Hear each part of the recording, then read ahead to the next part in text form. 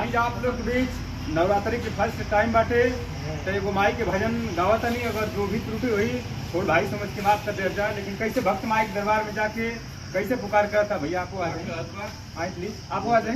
नहीं ठीक है चलिए भैया आ जाए नहीं हम आई जा और माई जी के हर गजबे सिंगारवा सिंगारवा हर गोटादार हो सिंगारवा हर गोटादार बड़ुए हो ए माही हो चम चम चम के मंदिरवा तसेरवा रखवा हर बड़ुए हो हर मालिना जे चुनी चुनी फुलवा जुटावेली हर गुथी गुथी गरवा के हरवा बहनावेली हर गम गम गम के लाग जरवा गजरवा गलहार हो गाजरवा गलहार बड़ुए हो ए माई हो चम चम चम